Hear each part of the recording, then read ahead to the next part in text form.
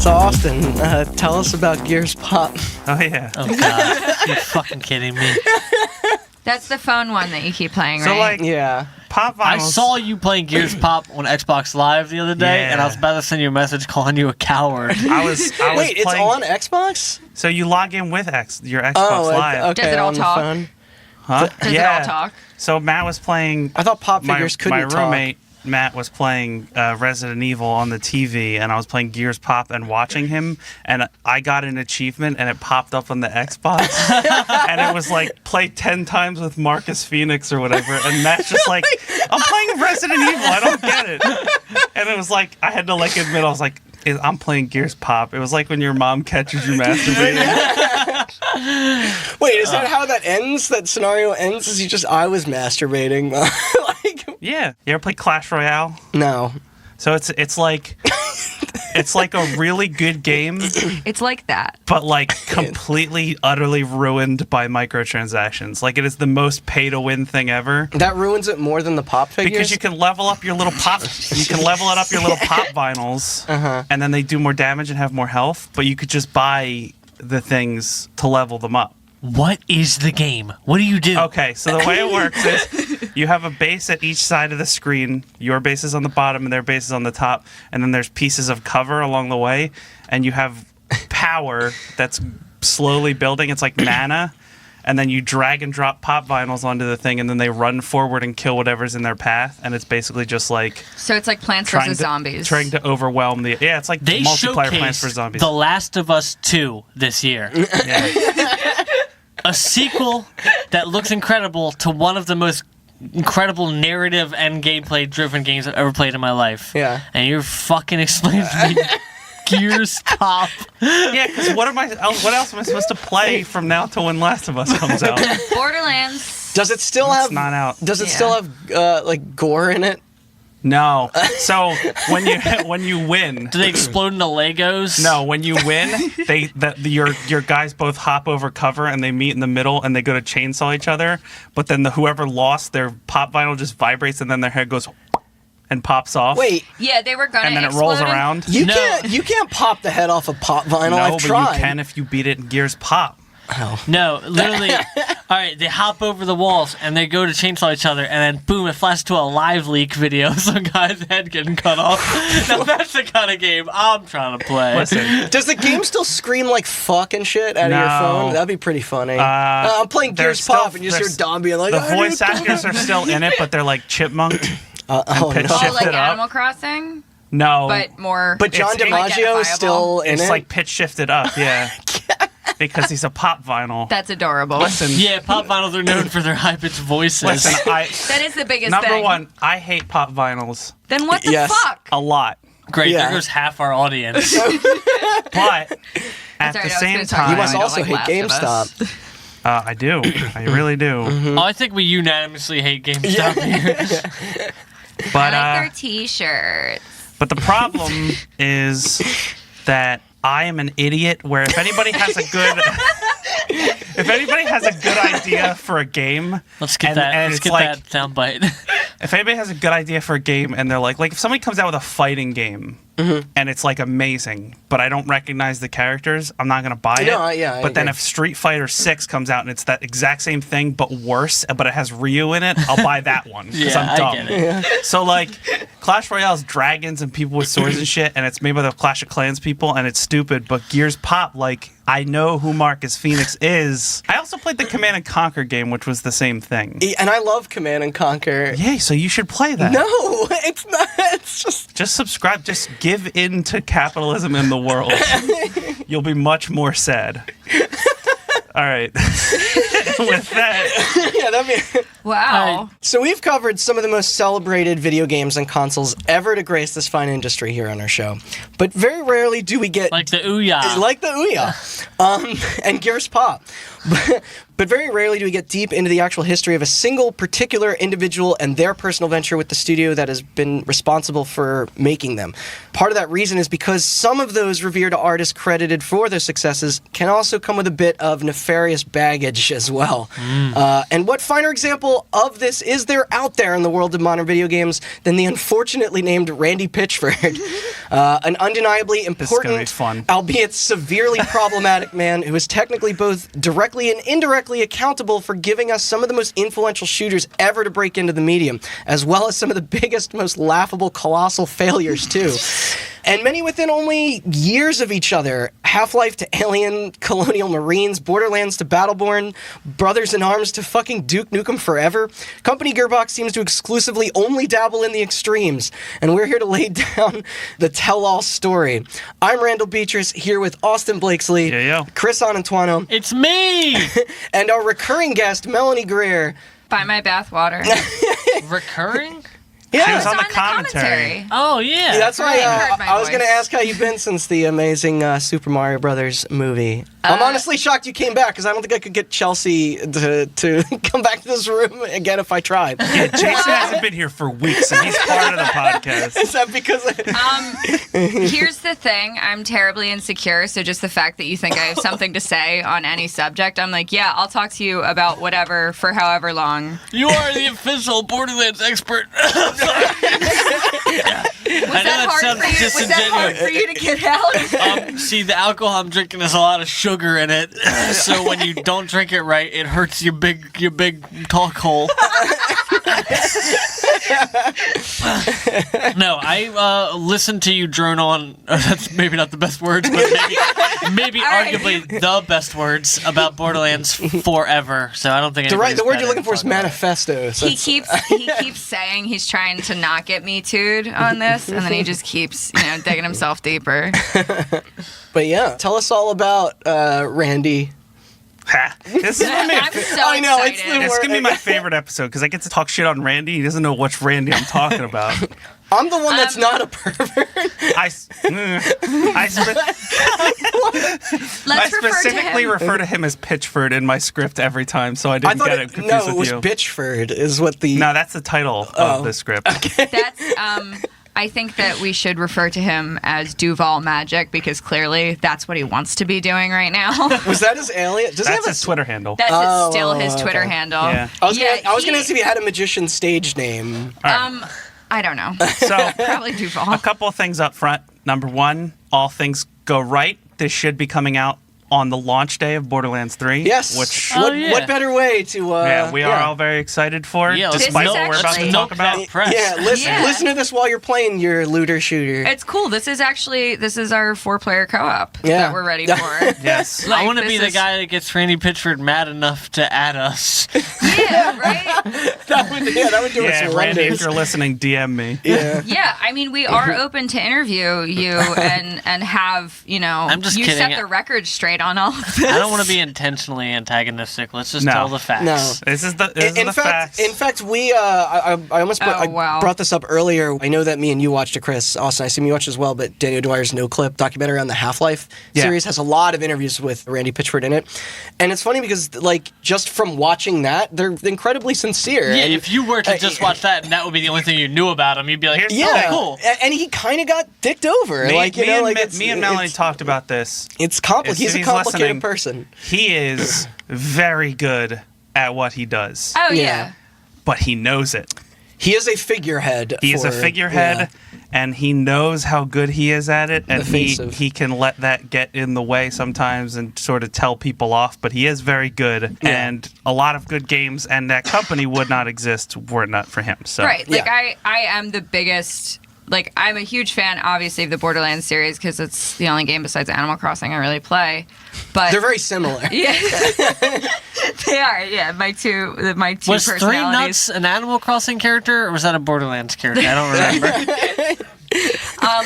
But I'm watching. You're trying to get all the guns to pay off your mortgage for your house. The thing about Randy Pitchford is that he's a very talented programmer, game designer, figurehead for Gearbox, all of that.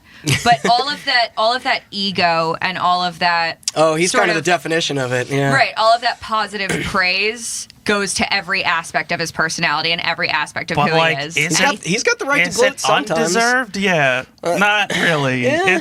It's somewhat deserved. Video games are a collaborative thing. Yes. I think, Austin, you told me to watch a video the other day that, not to, completely just recommend or reference somebody else's YouTube channel, but you told me about the H-Bomber guy's video about director. No, I will absolutely promo H-Bomber guy. He's fucking incredible. And that video is great because it talks about how it was just basically like, when did that become, like, to us, like, a director was just the only person responsible for giving us, like, an entire film, like a whole project, when in reality it's so many people. All right. So let's get into it. Yeah. So where did he come from? One more thing up front. Okay. I wrote this script. I started out thinking this was going to be one episode. My script is like 14 pages long, so this is going to be a two-parter. So part one is actually not going to be as much about Randy Pitchford himself. It'll be more about him founding Gearbox with a couple other people, and then Gearbox's ascent, and then Borderlands, and then next week we're probably going to get into Randy Pitchford's antics himself. Oh man, there's a lot. Yeah. So we spent a lot of time. I scroll through this thing. It's just a link to just every single instance of something dumb that he got himself involved with. It's extensive. That's what I've been watching all day. I'm just like, all right, I'm ready. We're gonna start with a little bit of a backstory on Randy Pitchford himself. Randy Pitchford began programming when he was 5. In an interview, inarguably very impressive. He described his dad as working for the back then equivalent of the NSA, and as like the Q for America. James Bond's Q. Like, he apparently designed like spy gadgets and computers and shit. He straight up says in that IGN interview, "My dad was a spy, but like not the cool kind, the Q kind." Yes, exactly. And apparently his dad would bring home computers and stuff that he made at work and designed, and he would give them to Randy Pitchford, and that's how he got real into programming. Okay. He wrote his first game, which was a text adventure, when he was around 11 or 12 years old. There's different reports on that. And then he took on the persona Zero Cool. And then he no more hackers references. I don't know if you know this or this is in your script, but he came from a considerably wealthy family as well, right? Well, his dad worked for the government. Yes. Does being a spy pay super well? When it's for the government, they pay them very well because they're usually not alive for very long. Yeah. But programming was not Pitchford's only love when he was a kid. You see, Randy Pitchford is also the nephew of someone named Richard Valentine Pitchford, better known by the stage name Cardini. Not the Great Cardini? The Great Cardini. Yes. Oh, okay. Yeah, he was like a World War II era magician who was very famous. I've actually heard. So he hasn't let that go at all. Yeah. Cardini died when Randy Pitchford was only 2, but his aunt, who was married to Cardini, used to tell him stories, and that inspired him to take up magic at a very early age. He's been doing it for a long time. He's been doing it for a very long time. And we've seen him perform Magic live. Yes.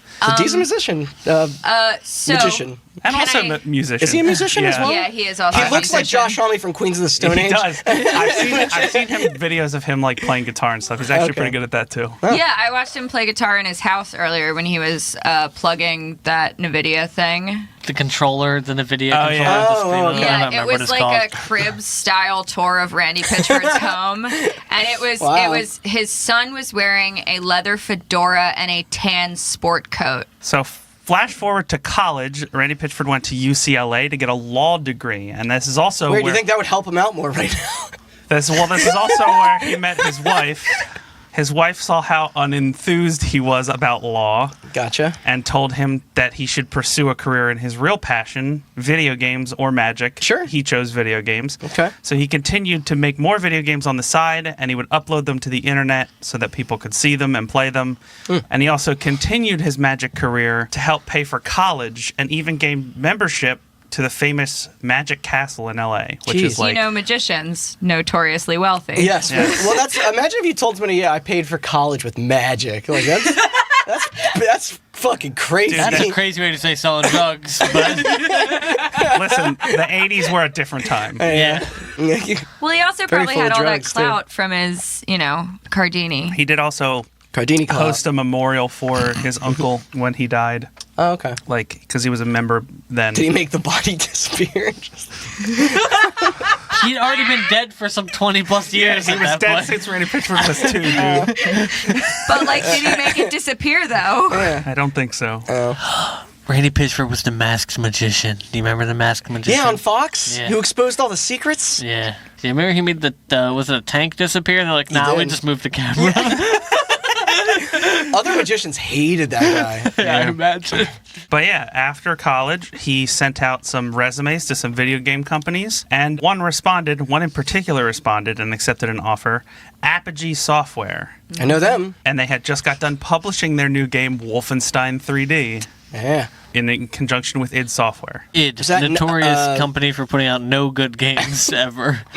I can't even.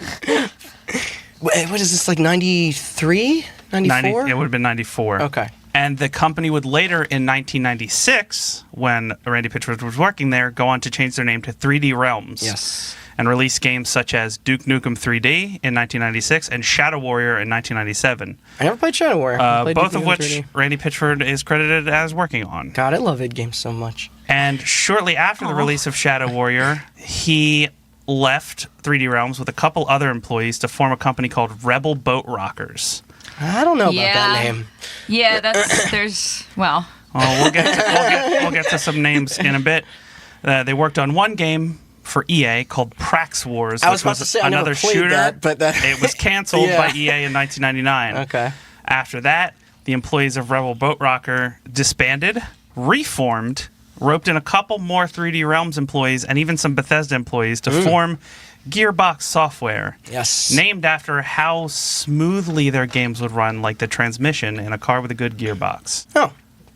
Okay. Yes, that's where the name comes from. I mean, their games do run smoothly. Not when your Xbox is as old as mine. Well, get an Xbox One X. I don't know what to tell you. Shut up. Okay, so now Gearbox is founded on February 16th, 1999. That's when I was born. No, it's not. Why do we think about stop it to for a think second. about it? Yeah, I love Oh that. my God. Do you all think I'm that young? Well, you're drinking alcohol, so I would hope not. Because I think that would make you 20. No, 21. You're good. No, I would still be 20. I would be 21 in 2020.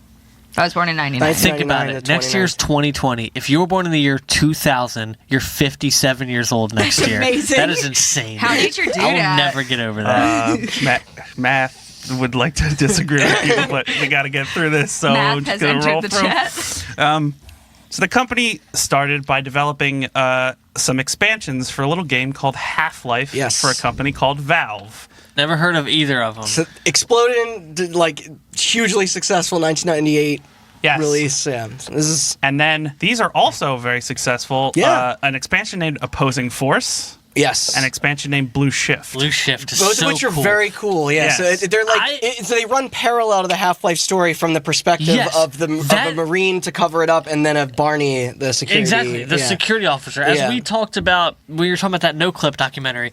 It really made me think about how cool that was. Like, that had never been fucking done ever. No, I remember yeah. getting like a box that had a bunch of them. Yeah, all I think it might have packaged just been together. it might have been Counter-Strike, Blue Shift, Opposing Force, and Half-Life all in the same Yeah, I think I had the same box. classic PC box that had the little Velcro piece that you folded out. And yeah. you're like, look at all these cool fucking screenshots. Yep. Yep. And like, I remember like playing that with my friend Alex at his parents' house. They had a parrot that would sit on our shoulders while we played games. This is a very weird What? story. I know it seems weird. I'm not even joking. Randy Pitchford would love that. It was though. like 80 years old by the time Well, we were here. like kids. Yeah, they're it was, immortal, Yeah, yeah. It was crazy. It didn't die till it was well over probably 90 to close to 100 years Damn, old. what the But anyway, that's irrelevant to the fact that I remember being like, oh my God, there's Gordon Freeman. Oh my God, we're just Yeah. like, this is just the same story from a different angle. This is so fucking It was cool. really ambitious. Like, what a weird way to look at video games very early Yeah. in what first-person shooters were capable of. Like, Yeah. I don't know. Half-Life series is very important to me, Yes, especially me at that too, time me too. period. Like, And also, if you want to know more about like the development of those, that documentary covers that stuff very well. Yes. which is the on- only thing stopping it's me on from YouTube. wanting to do a fucking Half-Life series. Is Yeah. that Irish fuck did it so good. After that, I'm just kidding. I love you. Valve contracted one of Randy's favorites, the port. Yes. This Randy, the port of Half-Life for PlayStation 2, and Yes. included another expansion developed Yes. by Gearbox known as Half-Life Decay, which was a multiplayer expansion. Yeah, you played as the two female scientists. I think it was Green. Like, do you remember in Half-Life 1? This is very Star Wars way I approach this, but in Half-Life 1, you get the HEV suit, and there are two Yeah. other empty tanks. Empty And they tanks, wrote a yeah. whole like campaign to run alongside that. Just Who had those the other suits, two yeah. suits, and it was awesome. Like, I wasn't huge into PC gaming like at this point yet, and that PS2 port looked fucking awesome. Like, I mean, they later went back and those PC releases got the same up-res treatment, but Yeah. at the time that was like seeing Half-Life running on something where the faces looked like faces Yeah. was pretty impressive. I really liked that port. That was cool. That was well Right. done. They also did the Dreamcast port of Half-Life, which included them porting Blue Shift, which Yes. was included in the Dreamcast And version. that got canceled. yes. Yeah, the Dreamcast version never came out, but I think it leaked. Like a lot of stuff from it leaked. Yep. The Half-Life DK campaign also never made it to anything else. As far as I know, that is a piece of Half-Life still exclusively only offered on the PlayStation 2. Nice. They went on to do a lot of port work for some pretty famous games. They ported a lot from console to PC, including Halo Combat Evolved. Great PC port. Which we mentioned in our Halo episode. Yeah. Tony Hawk's Pro Skater 3, two of the greatest games of all time. Yeah, and then I also agree. James Bond 007 Nightfire. That's a good game. It's not Halo or Tony Hawk 3, yeah, good. but it's Yeah. all right. And then their last bit of, well, not their last bit of port work, but their last bit of port work for now, well, not a port. They were handled the development of Counter-Strike Condition Zero, the sequel to Counter-Strike. Yeah. Is that like an expansion? Or was that It's a straight? sequel. That's a straight It's a sequel? sequel, Okay. yeah. But after a few delays and a little bit of ambition on Gearbox's part, Valve wanted the thing done a little bit faster, which is probably why it's not very good. I don't know what Gearbox's version looked like, but they were taken off of the project. Their version was scrapped, and it was restarted by Turtle Rock, the Left 4 Dead people. Oh, really? Yes. Okay. And that is the version that came out and that we probably played. Well, I know I played it. I played I it on remember going to Xbox. Target and stealing it. We went to Target. Incriminating We yourself. opened whatever. The statute of limitations gotta be up on stealing Condition But you just Zero got from dragged Target. away from the Target Okay, police. here's how long ago it was. Target didn't even have red as their like appealing yeah. logo at this point. Like Yeah. it was totally different. They did that too. Oh my It's God. the opposite of Walmart. It's the- yeah. So yeah, I remember we go in and open the box and we just wrote down the CD key and then torrented the game file and then cracked it. typed no, didn't crack, just typed in the CD key that we had written What a down. quaint time. Yeah. What a quaint time. How about the kid who bought that game and his yeah. CD key was invalid? Asshole. Yes, obviously I feel horrible in retrospect. at I just called Yeah, Valve and it's got a new fine. one. So Yeah. at this time, they've proven themselves. They've made a bunch of these games that are like intertwined with very successful games, and then they've also done port work that is undeniable. Like it's They have, and Yeah. they've proven that they can clearly write their own stuff because, you know, the Half-Life expansions were all Yeah. very well received, and for good reason.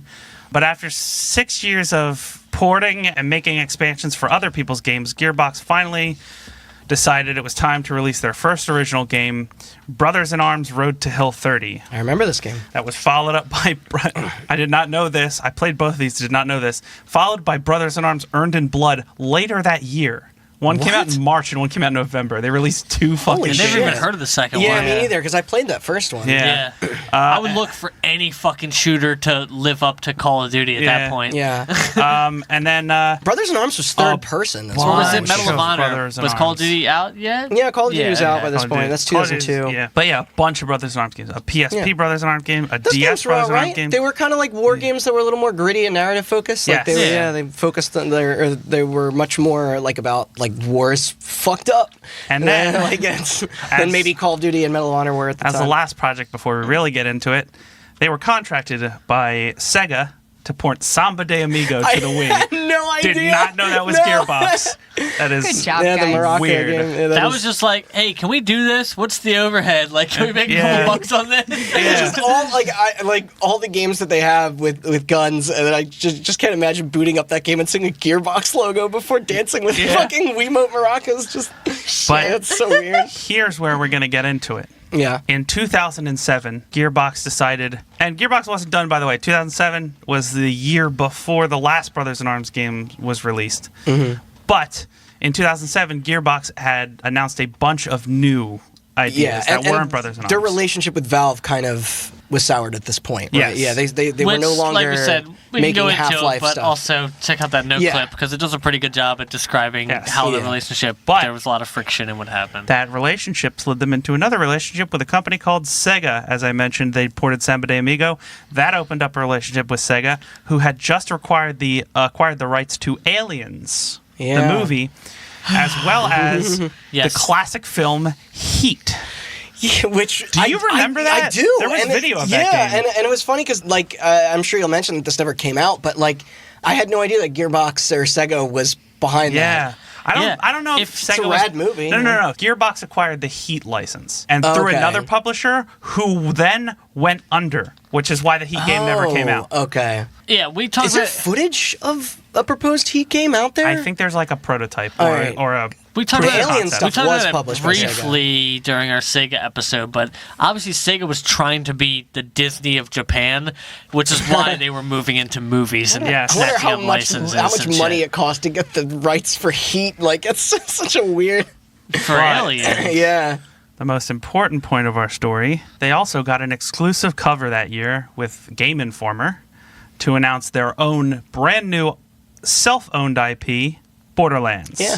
Well, Oh, not I know that self-owned. I was gonna say Co-owned Battleborn, with, but 2K, but Yeah. Borderlands. I have this issue somewhere. So do I. Yeah. What? Uh, That was back when I didn't care because I was now. uninformed. I needed Game Informer. Jesus. Yeah. That's why they call it There's that. the problem. The worst part is my stepdad. Game Informer. Weird. You can cut Shit, this now out, Jason. oh my god, CSGO, Global Offensive. I just got it. Global Offensive. Yeah. I But, think like- I made that same joke during the CSGO episode. My stepdad used to. He was a really big gamer, and that's the only reason I ever played games ever when I Yeah, was Gamer growing Rise up. Up. And no, he's the worst. But he got Game Informer, and it was the top magazine on our like basket of bathroom reading material. That's what that's good for. And it was the one that like my mom And you got wipe like your ass with. Star and like Home Living, and I was like, "Fuck that! I'm just gonna read Game Informer. I don't know what's going on, That's- but like, I love that it just I'm just throwing out reading these it. other magazines on the toilet. And you're like, That's- yeah, I'm like, fuck you, Home Improvement. I don't want that." That's how I know I was an adult. Yeah. When my sister moved out and I was still in high school. Yeah. And then I got my own bathroom, and the bathroom magazines changed from like Teen People into like EGM. And I was like, this is my territory. You just look There at your Game Informer, another Dragon Quest. There was cool. also it was like a fucking large basket. Like we had a lot of magazines, but Back when magazines used to be big. Anecdotal. Do you remember when magazines shrunk in size? Think about all the That's trees that would directly still be marginal alive. to the. That's directly marginal to the. Not marginal. Proportional. Yeah, proportional. Yes, to like the economy of like. don't worry. By the time this episode comes out, Game Informer will be gone. No, I hope. With a side note, with all my heart, I hope Game Informer outlasts GameStop. I agree. Yeah. Yeah, hopefully Yeah, somebody if we gotta buys Game pick Informer one. when Yeah. GameStop tanks. Yeah.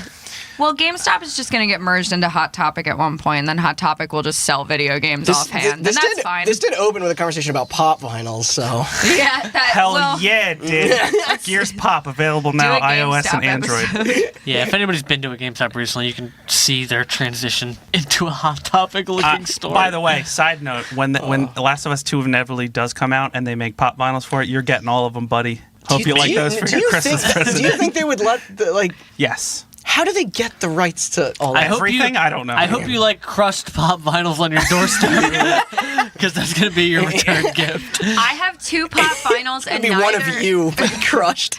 I have 2 pop vinyls. Neither of them are like indicative to who I am or what I like. One of Karl Marx, then the other. No.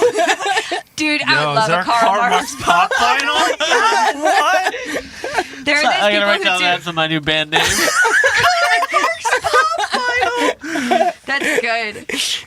But I have K2SO from Rogue One That was not what I was expecting you to say. and Scrooge McDuck from DuckTales. Okay.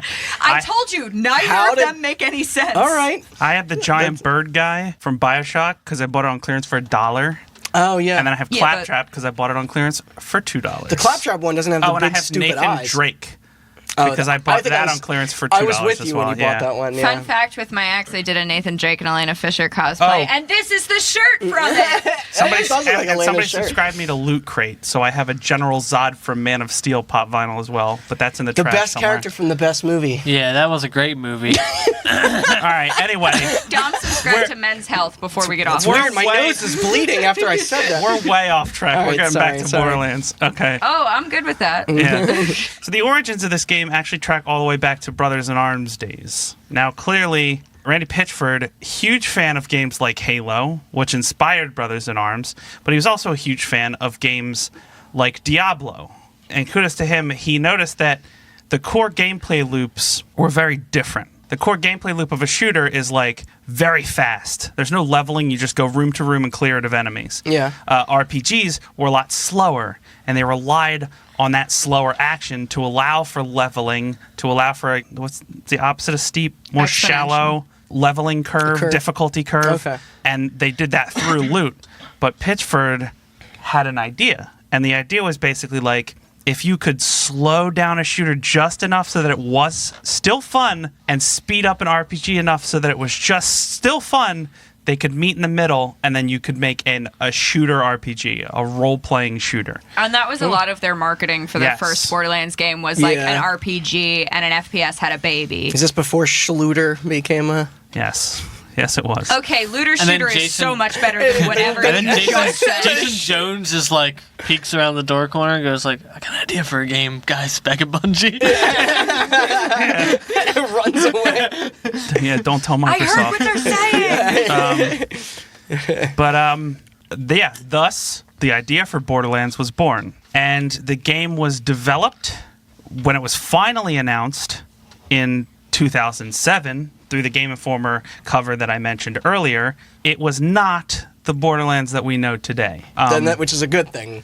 Yeah. Yes. That's But a fucking the Game lovely- Informer article, which Wow. I did look, I can't find my copy of it, but I did look it up online, has a quote on it which says, "Mad Max meets Diablo." And that wasn't far off. Yeah, you see some of that. A lot of that inspiration is still there. Mad but- Max inspiration, definitely. Especially, just looking at the fucking intros to the first 2 games. Mm-hmm. They released a trailer, which I showed you last night. Yes. At E3 2008. Do you remember this trailer? holy shit. I Yeah, remember I this. do. I remember this, yeah. trailer. Yeah, I was trying to play Dead Cells, and there was a lot of other stuff going on. It had a much more serious tone. There was a British lady talking to you about death or whatever. Is It she was- even in the game? No. She's not. No. Right? She's not a character in Borderlands. Oh. I It didn't was- play all the way through, so I was like, maybe I lost someone, but It was ends with that British lady very, coming out. very realistic looking, very dark. Yeah. dark. Gray. It was gray and brown. I mean, You this know what is, it reminded this me is of? 2008. The You know biggest what games in the world were Modern Warfare and Gears of It War. reminded Like, me it of makes- Killzone. Oh, the way yeah. it looked. Yeah. Yeah, it had I don't know, Just maybe muddy, Looked a lot maybe, like just- Killzone. Maybe it was just like the kind of like parallel graphic capabilities of that At the- time, yeah. but like it kind of I had that feeling when I was Yeah. watching it. like yeah. that era where like we put a snow level in so that like your eyes can take a rest from all the brown. You know that Yeah. that whole thing. Yeah. Well, they do that in Borderlands. Why are there so too, I many? know Why is there that. so much rubble on fire? Yeah. Somebody put these out. Yeah. That's one thing I always saw like in post-apocalyptic video games. You're like, this fire shouldn't still be raging. Yeah, like, is anybody gonna, like, is this gonna fizzle out at some point, or is this just eternal fire? It's radiation fire. It lasts forever. Sorry. But the ideas for Borderlands can still be seen in the trailer. The Vault is still there. The Vault Hunters are still there. The logo was a thing. Yeah, the logo was the Vault always Hunter there. logo was a thing. Skag. They showed The Skags were there. The Psychos were there. They showed a lot of enemies. They showed Commandant Steele, who ends up, spoilers, I guess, being the main villain For the of the story. Also, what's that big fucking Roscoe. rhino? Roscoe. Yeah. Roscoe's in it. Captain Scarlet's little dude, big dude. Yeah, and they show you a behind-the-back view of 3 Vault Hunters Plus looking Commandant up Steele. at the the vault, and it is Roland, Mordecai, and Lilith. Tank came later, huh? Brick was not there, Brick, but the sorry. other 3 were there. Yeah, his name's dumber than what you said. Lilith was my girl for that you first can, game. You can so. find video of a behind closed doors demo that were there showing off at the same E3. And if you watch the demo, the menus look the same. The gun manufacturers are all still there. Yeah, like the Dahl you know, when UI and stuff. you know, when you still, switch a man. gun, you get that little blue like readout that has all Yeah. the stats. Yeah, That's the the stats. same. With the arrows up and down, that was Yeah. still there. Yeah.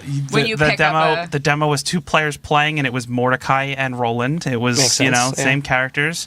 Mordecai looked like Mordecai, kind of.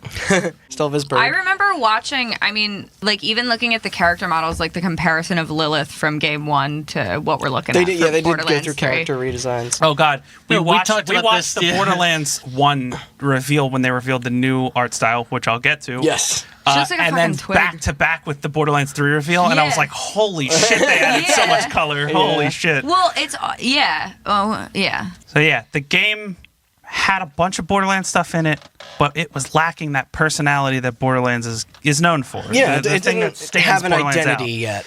Yes.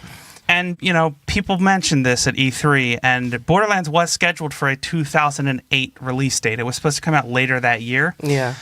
But the team got back from E3. They had an internal meeting to find out how they were going to differentiate themselves from, and one of the most ironic things in this whole thing, from the games like Fallout and Rage, who now stole Borderlands art style for Rage 2. Oh man, those trailers for Rage 2 are like Borderlands trailers, and then the game itself is not at all like No. that tone. Yeah. That's the one thing Borderlands does. We'll talk about it later when we get to the release, but Borderlands knows how to have that tone and like not abuse it. Yes. Yeah. Yeah. But the thing is, the game in the demo we watched, you can tell the game was mostly done. The physics are the same. The cars and Animations are enemies the look same, the same. The animations are the same. It just Characters, needed action skills, all that. it just Yeah. needed a little The bit trees. of polish. They But look fucking boring, and I can't tell if that's retrospective, but yeah, it might be. But Yeah. I don't know. I think it's fair. I mean, But- with Borderlands 1. the Yeah, game yeah. the game was already written. It had the personality that we know, but it didn't match with the art style, and it wasn't shown off to people. And there were wacky elements, like I said, the car physics and the powers were apparently wacky, although they didn't show much of that off. But it looked fucking boring, and they needed their purple cow, which What is the fuck? an does- advertising term that I learned while researching this, which is it's an advertising term meaning that you use flashy things to stick out from the rest of the pack. Wait, was like the peacock metaphor not good enough for? No, it's like you don't want to change. You don't want to change what the actual Good Like, I don't understand. you don't want to change what the actual product does. So you just paint the cow purple so that it stands out from the rest of the cows. Oh, I've heard that before. Yeah. I have Okay, so not. time out. Who painted the cow purple for this reference to I exist? assume Randy did. It was a magic It's trick. a book. There's a book called Finding the Mythical Purple Cow or something. What? Just- Is that like the Diablo level? Just because I'm assuming it's old is probably racist as hell. I just get that vibe. But Painting the purple cow, really? a Gearbox employee by the name of Brian Martell formed a team and got to work in secret on a prototype featuring a new art style. And they did it in secret because they didn't want to discourage the team to think that the work that they were doing was all going to be overwritten, but they wanted to find their purple cow. And that art style, as much as it defines this entire franchise, leads us to our first controversy. Which I didn't know Woo, about here this. we go. Yeah, like Yeah, yeah, you and me 'cause both. This went on to sort neither of did I. be one of the most influential like gaming art styles ever, and Yes. In 2010, early 2010, right after Borderlands 1 came out, somebody found very striking similarities between Borderlands art style and some of their animations and the way that the characters moved, and a short film from 2006 by the name of Code Hunters. I watched this after I saw... It's on Yeah. YouTube, but I Yeah. watched this after I saw this in your... Yeah, if anybody out there is interested, look it up. You will. Melanie literally sat there and went, "Wow, Yeah. wow, Yeah, wow." I am. So I played the first game, the remaster, and I play the second game like very, very regularly to the point where it's like burned into my psyche, like the visuals from it. So Austin put this on for us last night to watch, just going into this episode, and it opens, and I was like, Oh, with the... With That a looks- literal bust that's It is. shaped exactly the same Here's as the thing. the first fucking It is bust. a little bit uncanny, but the one thing I will say is that the color palette of the whole thing is very muted as opposed to yes, Borderlands. and that's what I said That's last something night. we mentioned. Yeah, like the yeah. outlines are Also, very the other similar. thing, no but- offense What to I- the guy who made it. Okay, go ahead. Sorry. What I was saying is that, like, the bus, obviously, the driving on the road is something they do for their intros for Borderlands. Yeah. But I'm watching, like, the road as a character's walking down it, and the patterns of debris look so similar to even what's in Borderlands 2. The There are environments some- look I very think that's similar. Exactly. I think it's a consequence of skinning things that way, because those type of structures are kind of a commonplace in art in general. If you draw a pile of rocks, they tend to look similar than most people's pile of rocks. Yeah. Yeah, and that's you know what I fair. mean, like things But- like that. But And I remember watching it, and like you said, Austin, the environments are very similar in just the style and the way it's drawn.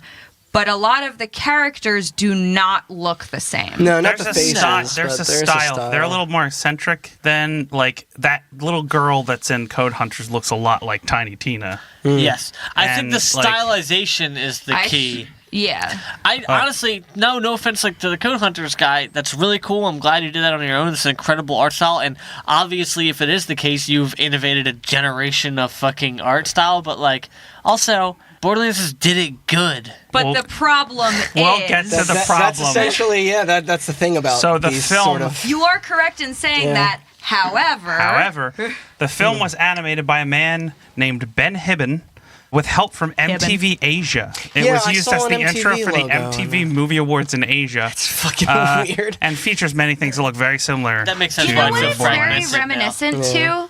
And even, like, thinking about that, like like 6 as the minutes link long. between, like, Borderlands and the Gorillaz music Oh, videos. 90 Yes. long. Oh, It's yeah. very Oh, Gorillaz. yeah. This did come out of that. Yeah, but this caused some controversy, and when approached for comment, Pitchford said, I would like to thank news sites who chose to share the awesome work in Code Hunters with their readers. It's great content, and one can no doubt imagine that a number of artists and designers at Gearbox were inspired and influenced by it.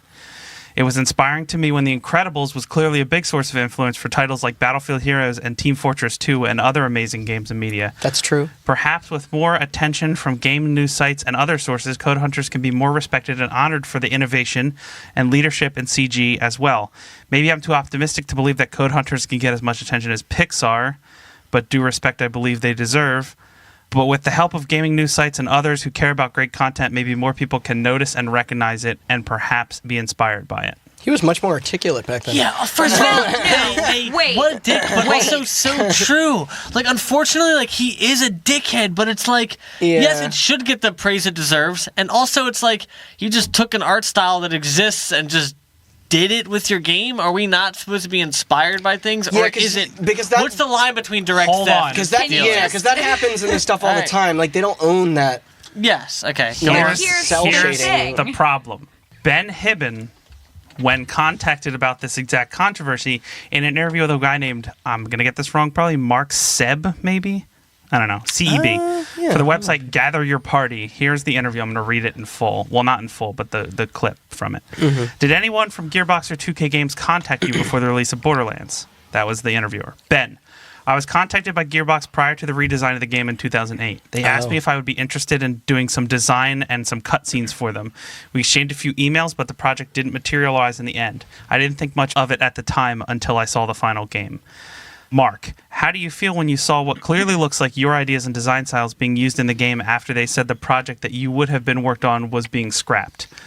Ben, to be absolutely clear, I have never created or designed anything for Gearbox or Borderlands. Gearbox saw my work and decided to reproduce it, make it their own, without my help or my consent. The hardest part for me when this happened was understanding why they wouldn't ask me directly. We were already talking about doing work together. It just made no sense. Mark, I know it's been a long time since then, but Gearbox is still making Borderlands, and it seems there's plans to continue the series, all while continuing to use an art style that's been credited to Ben Martell as an 11th hour stroke of genius. How do you feel about it now? Ben, I always think of the talented team of artists working in Gearbox who could have created something original and bespoke instead of copying someone else's short film, and I feel bad for them. Well, that's the thing, is what happened. Stand corrected. Yeah, what happened because of this. I didn't know he was and like reached you out said, to. That's different. It was an 11th hour style change. That part isn't untrue. Yeah. Yeah. I And agree. it was so bad and disruptive that the lead artist on it left Yeah. the industry altogether Yes. Wait, after really? this happened. The lead art designer for the original Borderlands before it was Who had changed yeah. got fed up and just quit the industry after they changed her art style. Holy And shit. it's like, part of me is like, I get they needed their purple cow. We're not wrong about that. That's not the style to Borderlands was what invited them to be able to pump up the humor and the personality in 100% Borderlands true, 2. yeah. No, I It was- think it was what clicked. Because that's I what, think yeah, without that exactly. style, It made that appealing we to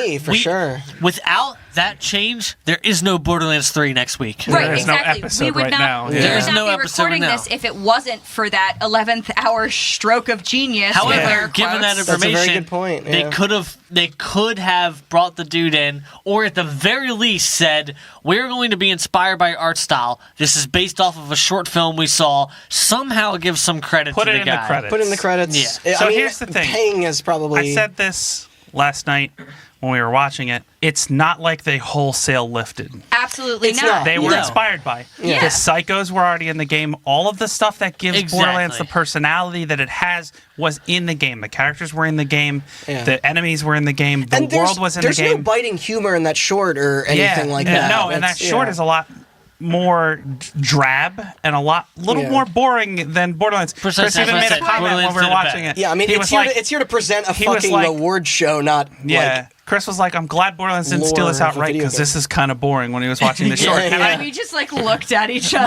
I ugh. kind of agree, but like the thing is, like Tech Gorilla's maybe credit the comparison guy is if he all was I'm that thinking much of about an now. inspiration. But the Borderlands artists didn't just steal somebody else's work and take credit for it. They did a lot of work. There's a lot of Yeah. stuff in Borderlands Absolutely. that is them. Yeah. This inspiration just pushed it over the edge enough to That's have what I'm enough saying. personality to stick I out. think That's it. this short film and Borderlands both existed on their own and had their own life and their own feeling. And Borderlands had all the things that make it great already. I Yeah. think that they just literally took the skin, fit perfectly. The purple and they cow just- metaphor. The purple cow metaphor is exactly correct in this case because It's a like, literal paint job. It is. That- but it is. fit It's the difference- personality. It's the difference between a paint job Yeah. and lighting. And, like, and cell shading graphics have been approached in video games before, but not to the degree that this was. No, what's Borderlands didn't that look fucking cool old before. PlayStation game? I mean, the I shooter? think I referenced Killer 7. Killer 7? 13, I think is the one you're thinking 13, of. yeah. Which I 13 loved had both those games a cel-shaded lot. I think graphics, 13 yeah. is getting remade or something. cool. I like to yeah, look back it's, at that. that was that comic book style. Was, Yeah. But yeah, really fucking like cool. I said, like Borderlands 1, yeah, it had the same sort of like witticism almost, but it was more boring, more serious. Yeah. And then Borderlands 2, they just fucking exploded it. Yeah, that's when they they're were like, let's make this go- playful and stuff like that, yeah. You know, like we kind of got him in. The cell shading is giving us this edge to be a little like, as Austin said, wacky. Like to sort of go outside of what the normal realm Yeah. of serious, I mean, quote I remember unquote, video that's what gaming is. made that game very much like on my radar, where I was like, man, this kind of looks like Jet Set Radio or something, Well, but it's I'll a be- shooter. I love shooters. Like that's So Yeah.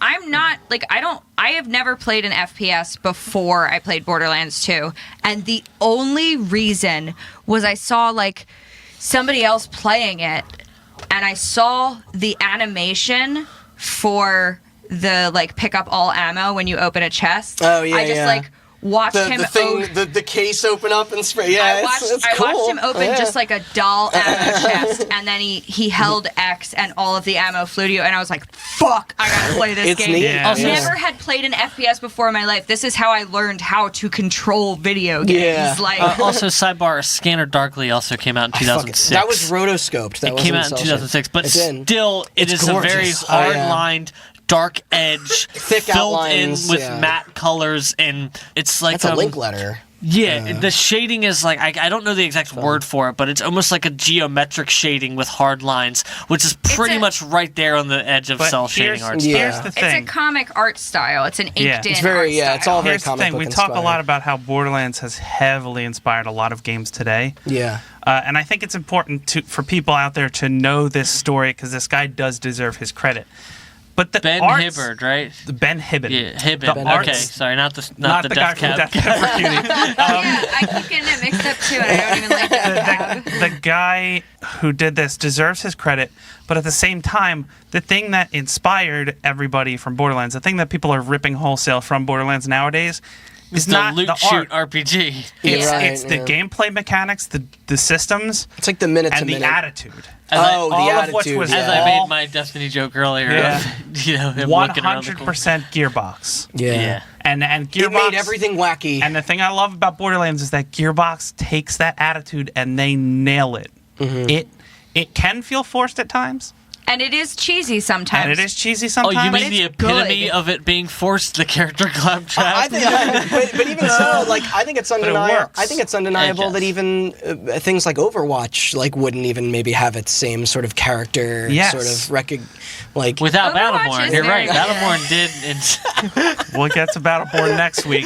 I got some stuff to say about Battleborn, yeah, but me too. that personality Yeah. came from a very talented cast of writers, including Pitchford and his wife, Yeah. who both wrote the game. I didn't know she contributed. Yes, I knew he did. Okay. as well Did you know as that she dresses him? Because I found that out Well, today. yeah. Let's just hold on. Stop giving him Hawaiian shirts. Paisley shirts, Pa- as well as He- longtime Gearbox employees. One I want to single out in particular, Mikey Newman. Yeah, 'cause we'll get who into has him a later as well. Great YouTube series if you're into movies at all, called Movies with Mikey. He is no longer an employee at Gearbox, but he was since the very early days of like Brothers in Arms. He wrote the Brothers in Arms games as well. Okay. And all of them also did. Well, I don't know about Pitchford's wife, but Randy Pitchford and Mikey Newman, both very iconic voices in the game. Pitchford voices Crazy Earl. Yeah. And Mikey Newman voiced Scooter. Oh, Nice. rip. R.I.P. R.I.P. But I love Scooter. yeah, this controversy came up after the game. What you want? Randy Pitchford's wife is named Kristen Pitchford. Christy Pitchford, by Christy the way. Pitchford. Yeah. Okay. Yes. Just wanted to do no, that. No, it's good, she's yeah. a man's wife. Jesus. Sorry, I didn't mean to do that. I thought I No, wrote her name I knew down. it wasn't intentional, and he's obviously it's way not more you. famous than it's, she is. It's 50,000 years of society. So Yeah, well, that's why I thought to look it up. It's like Randy and Christy, yeah, Yes. Christy Pitchford. Christy Pitchford. yes, thank But you. despite we're- this small controversy, the game, obviously, as we know now, was a hit. Hell yeah. I know people that bought Xboxes and like subscriptions to Live to play this game. Unfortunately, I wasn't a poser and I was already playing. But, No, me too. Yeah. Well, yeah, this was 2 years after Modern Warfare. This was the same year as Modern Warfare 2. Yes. So Yeah, oh, that would make sense. That was yeah. probably a part of it. Gearbox, I think I said that on the Call of Duty episode. more so publisher 2K, and most importantly, fans were absolutely thrilled Yeah. with Borderlands. The game sold around 3 to 4 million copies. For new IP, that's very good. yeah, pretty significant. Saw that cell shading. That's true. This led to a bunch of DLC. Some better than others. that's The still DLC one for that one Knox, was- dude, people still fucking talk about the General Knox's Really? armory. in that gaming DLC. is kind of. I just thought about something. We can get into it later. I just want to say that just for the podcast, if you want to have a little thought on your own, we'll talk about this more. Gaming is kind of still very word of mouth. Is Yeah. pretty. Oh, of course. As far as art mediums go, but Yeah. we can move on. Think about we can, Pokemon Go Yeah, and exactly. Fortnite and We everything, can yeah. talk about that's more of a cool philosophical conversation. But more so than the DLC, this led to a sequel.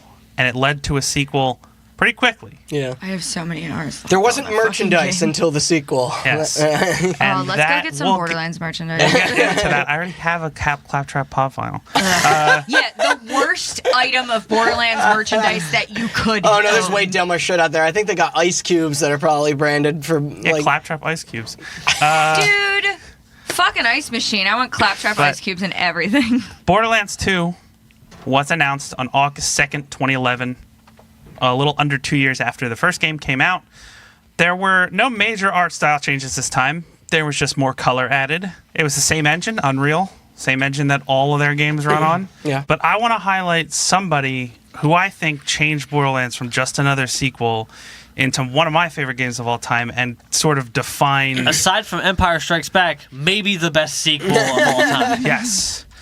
And that person is a man by the name of Anthony Birch, who Yeah. was announced as the writer for Borderlands 2 the day after it was announced. He is famous for a series of online videos with his sister, Ashley Birch. Ashley Birch. Angel. Also, called yeah, also Hey incredible. Ash, what you playin'? His sister, yeah, voice of Tiny Tina, also the voice of Aloy from Horizon Zero Dawn. Chloe. Great voice actor.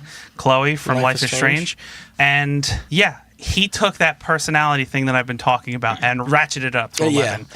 And Absolutely. and I don't want to credit him alone, but I think he was like more so a writer. Like it was a collaborative effort with one. Like talking to Melanie about this last night, like he took the characters from one who kind of lacked personality and gave them personality in two. Yes. Yeah, They via returned- secondary storytelling. Yeah. You know? Yeah, like he Their is- their characters way more so Yes. beyond their game. And now we're in 3, and that sort of mentality has been transferred over. Those characters are still like, Exactly. Yeah, All and the I- characters like- that you met in 1, 2, even a couple pre-sequel, even Tales. some Tales. Yeah. Yes. Fuck yeah. Like it's just like I don't know, that feeling of everybody's coming home. I can't help but feel that. If there's any proof that Borderlands has inspired and has been unique, it's that I officially resent Borderlands because I've seen it too much, and it's not that I've Sorry. seen it too much; it's that people have mimicked it too much. Yeah. Like to the point where I'm like, ugh, this is antiquated. Wait, no, this is the original. yeah. Yeah. Well, yeah, that's I completely like, get that. We're gonna, Okay. But yeah, on actual development, not much story here. The game came out. Phenomenal. One of my favorite games of all time. I know it's one of Melanie's Fucking favorite games of all beautiful. time. Oh, absolutely. It is my favorite game of all time, no doubt. But it wouldn't be a Gearbox release without some controversy. So let's get into that. Yay! In an interview about Gage the Necromancer, one of the characters, lead designer John Hemingway said that about the character, the design team was looking at the concept art and thought, you know what? This is actually the cutest character we've ever had. I want to make, for lack of a better term, the girlfriend skill tree. This is, I love Borderlands and I want to share it with someone, but they suck at first-person shooters. Can we make a skill tree that actually allows them to understand the game and play? That's what our attempt was with the Best Friends Forever skill tree, which is Gage's skill This tree. guy seems And like a do you- total dipshit. Let me make a point about. I've played as all of the characters except the Psycho. You have in played more Borderlands 2. Borderlands than the three of us combined. Yeah, and then no, some. By far, and I've beaten every single aspect of that game. So I'm also that probably Yeah, win. and you know how many times I've done that? Yes. But like, I've beaten the game 3 times. Yeah, Gage? wait, fuck this quote. I need the boyfriend skill tree. Yeah, I'm right? not- I am need the idiot so- skill tree. No, what I want to say about Gage as a character is that she is OP from the get, and that consensus is shared by the So- Borderlands community. so People she- who still stream She's Borderlands who I 2. played. I thought the Necromancer was a DLC character. She is a It is. DLC She was a character. day 1 DLC character. Okay.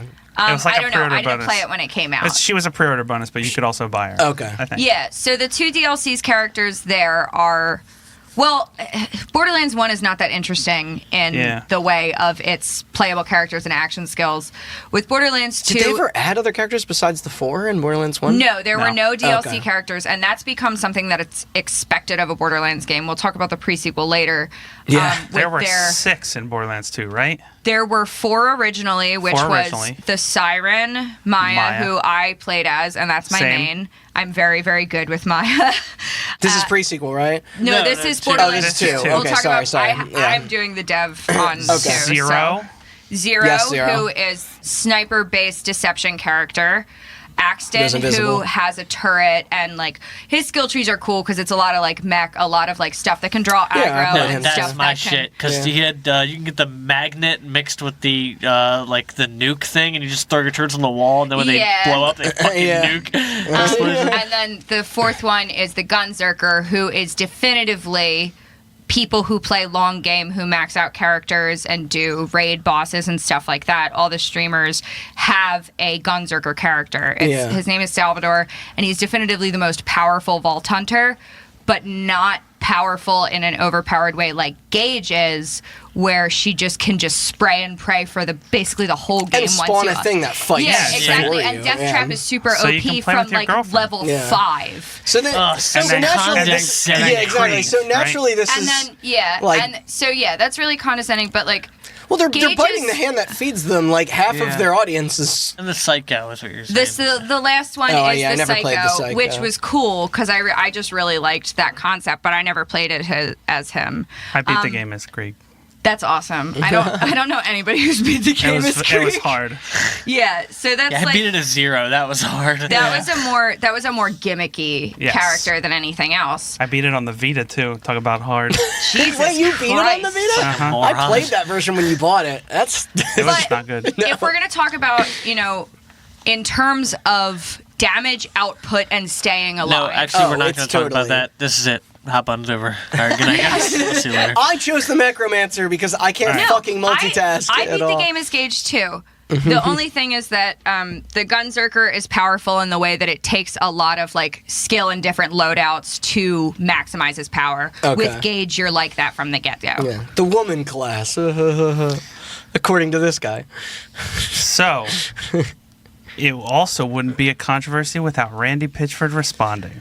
And Hold on, let me butt in and. his response: "There is no universe where Hemingway is a sexist. All the women at Gearbox would beat his and anyone else's ass." And then follow-up tweet: "I'm sure Hemingway is getting noogied right now, but not his fault. A personal anecdote has been twisted and dogpiled on by sensationalists. Fun." It's very Donald Trump like. Yeah. yeah, like We made that comparison Sad. last night too. sad, fun. Where it's just like, it's like you have the power in your hands. Just stop Yeah. tweeting at people. And then like the thing with that response also too is it's the equivalent of like, no, I'm not racist. I have a black friend. Like, I know women. It's not hard for you to go back and admit you were wrong and make changes. I didn't Evidently, read it too is. much into the CD Projekt Red thing, but from the outside, it seems like they were like, "Oh, we fucked up. Here's a change. We're sorry." Is that how that went, or is that a bigger issue? I mean, that's there? not good enough for people either anymore. so. Fair enough. Yeah. Yeah. but I think like, I mean, what would the right way to handle that be? Like, I didn't mean it like that, and or like even that seems disingenuous. Just imagine Well, duh, Randy- because the only Randy reason comes they out, it's like, did this, it this is- guy's a total idiot. Let me. Well, that's what I'm saying. right? It's like, look, here's how you solve that. You come out and go, My wife will beat you at Borderlands. that could work. And you just come out and go like, hey, like, we fucked up. That wasn't Like, cool to say, This yeah. was very, just absolutely oblivious to what's going on. There's no Some problem off-the-cuff to being interview. like, we designed a character with a skill tree for people For who are less casual experienced. Yeah, players. for Oh, yeah, casual exactly. players. That's- yeah. But you don't have to Your say girlfriend. you don't have to say that all women are casual players and all men are hardcore because it's not how it works at all. You know yeah. who's a casual Borderlands player that played the Necromancer fucking class? Me. You know Like- who's not a casual player Oh, wait, who so still never- played the Necromancer Never and mind. enjoyed it? Yeah. Randy It's a is kind of a fucking- gamer girlfriend, it's a so fun maybe this class. doesn't work out. God I damn just it. mean like, and here's the thing, like, it's not about like, oh well, I'm better at Borderlands than any of the boys. A 'Cause, like, cooperative I game. know I am. I don't have to like. So it is about that. No, but it's just like it's hard for me to reconcile with a lot of these controversies just because it's like, fuck. I mean, you it's don't not even- care about me. It's not even mechanically here because they're also referencing the visual design of the character by being Yeah. like, look She's how adorable. cute this character is. Yeah, she Yeah, is. but boys can There's- like cute things. There's a lot of cute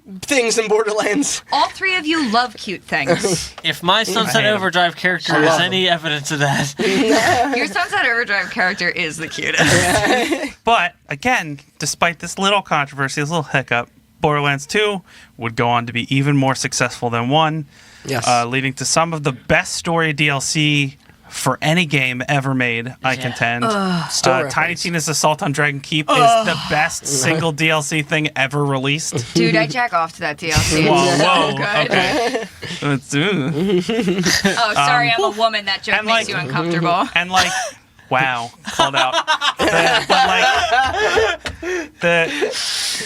I told Randy this story before. I thought Borderlands 1 was okay. I know you didn't really play a ton of the first one. I not played the missing out. remaster and I bought it. It was one of those things where it's like, it's all the DLC for $20. I'm gonna buy it. I I'm like gonna play it Borderlands casually. 1 You're just not missing fine. out on anything in retrospect. I Yeah. know the 2 story. is superior in every way. 2 Absolutely. is phenomenal. It's where And Borderlands I almost- formed its identity, I almost I would didn't say. buy it. My roommate in college at the time got a new graphics card, which came with Borderlands 2, and he's like, I don't want this. And I was like, fine, I'll play it. And then I Fucking fell loser. in love. Yeah, of course. And we obviously know where the franchise went from there, but we got Telltale made a spin-off game, Tales from the Borderlands, which is one of the best love it so pieces much. of story in video game It's history. some of the best writing I've ever seen Yes. in the field. It's incredible. It's my personal favorite Borderlands release, which is Yeah. I know maybe a controversial opinion just because of the gameplay is so different Yeah. of a different thing, but it's incredible. Personally. And then a third game made in part by Gearbox and in part by a 2K Yeah. satellite studio called Borderlands, the prequel. And Melanie's going to talk about that. But first, I just want to highlight all 3 of these things, the DLCs that I love, Tales from the Borderlands and Borderlands prequel, all written by Anthony Birch. Man. So before you get into it, real quick, who was the other developer? You said this is a partnership 2K between. I'll tell you. Australia. I'll talk about it. What else were they known? We'll get to it. She'll talk about it. I'll look it up. Okay. So, I am glad that I got to, because Austin, you said you did not play much of the pre-sequel. I beat it. He did, okay. yeah. I didn't finish it. I beat it in that I got through the story and was like, yep, that's good. Like, I didn't So, beat it like I did with Borderlands. Okay. 2. so do you guys know how I play Borderlands 2 now? Yeah. Or I don't have to ask. I've seen you play it. Yeah. You guys have watched me play it, like, anyway. Yeah. So I play Borderlands 2 now as just my, like, default game a lot of the times. You play Borderlands 2 the way I play Tetris. Yeah, exactly. That's my fucking game, Yeah. dude. Like, that's the thing. I need to reach my Yeah. get to my happy place. Right. And so Borderlands 2 I started playing, I think it was, when did the pre-sequel came out in 2014. Yeah, which was after the new consoles were already out, but initially it was only on the old stuff. Yeah. I got that, don't okay, worry. Okay. Don't worry, I got it. That was a all, very Randy. odd thing. I Okay, am all right, all ready. right. I am so ready. But the pre-sequel was the first game I ever bought and played at launch. Oh, okay. Really? Yes. Mm-hmm. So for me, the pre-sequel holds a lot to my heart, and I played the pre-sequel like I play Borderlands 2 now Mm-hmm. for 2 years. And then I went back to 2 and I was like, oh god, this game's infinitely better in every way. Did the pre-sequel have DLC and stuff too? Yes, and I will get into that. Okay. I wasn't sure if they supported that game. I have a very comprehensive bullet note outline over here, along with a drawing of Claptrap. I saw saying that. I'm It's the cute. worst. Yeah. So Hold on, sidebar. I played Claptrap in the pre-sequel. So did I, Okay. for one level. I didn't want to get the oxygen fucking stuff. I like the That's- no, and that's that was exactly- why I played it as him. Genuinely, that is why I played as Claptrap too, because I Yeah. kept getting tired The of the RNG, fucking all O2 this kits. bullshit. Continue on. Sorry. So, the pre-sequel was, story-wise, it takes place between Borderlands 1 and Borderlands 2. Yes. And it includes, It's a cute name. it includes our, all the characters we know. Moxie, Handsome Jack, Roland and Lilith are on the moon. It takes place on Pandora's moon, Elpis. It was developed by 2K Australia, so the moon is basically treated as, like, Australia, sort Australia of moon. like Pandora's Australia, where it's Okay. just like weird outback, like it's cool, Yeah. like Bushwick, like all that kind of like weird Australian stuff. Yeah. And I'm a really huge fan of like Australian humor in general, so I really Sure. loved it at the time because of that. So Borderlands the pre-sequel was published by 2K and developed by 2K Australia with quote unquote assistance from Gearbox. To cut in here, What does that mean? now that I've looked it up, 2K Australia was formerly 2K Irrational. Yeah, who made fucking Bioshock Infinite? They helped make. Whoa! Hold on. That's why they have them on They the helped, pre-sequel. Holy shit. they helped make Bioshock 1 and Bioshock 2, and then later became 2K Marin. Oh, 2K Marin. and made the Bureau XCOM Declassified, Yes. which was not a great One of the game. most This is forgotten. not Then they good. helped make Bioshock Infinite, they helped make Bioshock Infinite, and they also made Bureau XCOM Declassified in the same year, and then they made Borderlands the pre-sequel, and then they were shut down. So, Oh, they're gone. yes, they're gone. Okay. Yeah, So- 2015 it says. Shut Okay. down. All right. So the pre-sequel comes out October 2014 Yeah. on previous gen consoles. Yeah. Yeah. I remember you being very upset at the time, year Austin, about I was yeah. very No, upset. I know. Yeah. I looked all of this up earlier because this was, like I said, the first time I bought a game at launch. So I bought it at launch on an Xbox 360.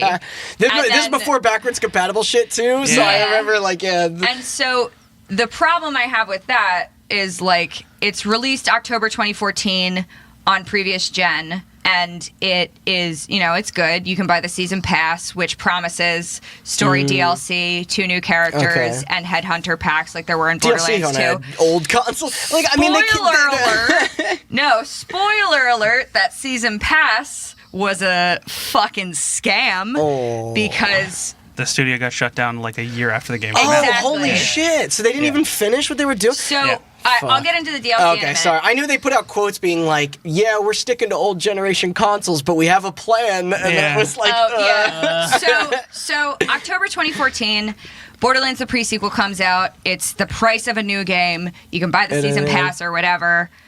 And then the problem with that is that in March 2015, like 6 months later, the Handsome Collection is released on next gen. yeah, right. Which I was- includes the pre-sequel. It does. Very So, upset about The that. Handsome Collection is Borderlands 2, Borderlands the pre-sequel, and all the DLCs and season pass for both. For $60 So bucks. that's $60, Yeah. and that's a good deal. It is, yeah. But for people who are like Just invested diehard in all the- fans like I am, Yeah. who just bought the $60 version for Xbox 360, And the season pass on top of that. I think you fell. Did you Yeah. fall for that too? No, I bought Portal. sorry, I I'm was not like, as smart as I Austin. was like, no, hold on.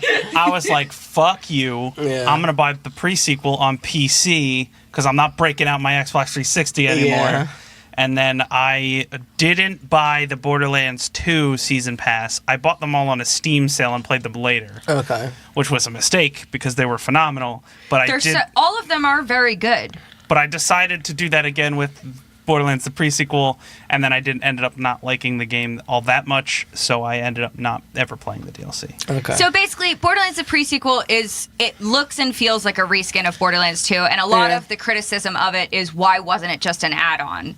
Like it should have just been an add-on because it's like you're playing the same game. And for people like me who couldn't really get into games and still have a lot of trouble, who already was just like in love with Borderlands 2, it was exactly what I needed. But And they had to take time to ruin the mystery of Handsome Jack. Yeah, watching, I know that you said that, all right, cool, done. I replayed that story so many times, and watching his descent into madness is very satisfying because this is a little deep, so you can cut this out, but I am very worried constantly about, like, bad people. Like, why do they act that way?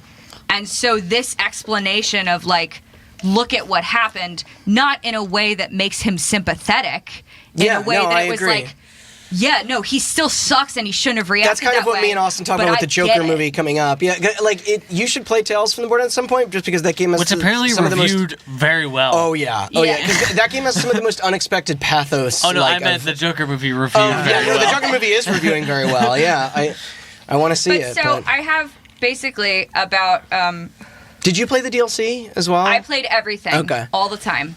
So the Very many times. I played all. Very, very time. So I would like to point out the pros of Borderlands the pre-sequel. Despite it being so genuinely similar to Borderlands 2, there were new mechanics. There were new jumping mechanics with the O2 kits. You could do boosted jumps. the low grav shit. The characters were fun to play. I played more characters in the pre-sequel immediately. I played as all of them.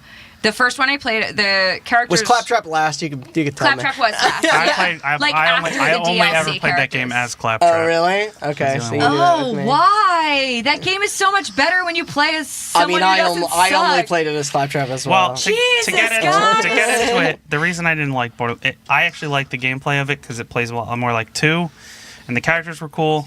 The story felt, to me, seeing I did not need to see Handsome Jack's descent into madness. I liked it better in When it my was more head vague than or what just- they wrote down. That's fair. And that game, shockingly enough, very similar to Bioshock 2, who the same studio now we know that what? works on, Bioshock 2. where it's just like the gameplay was better. It was an iteration, and it was Technically, very yeah. similar, but it was still a little bit better. They added some quality of life stuff. But at the end of the day, the story just fleshed out something from the original game that I felt didn't need fleshing out. Sure. You said it like you feel like it was unsaid and it could have said It was stayed. unnecessary to tell that story.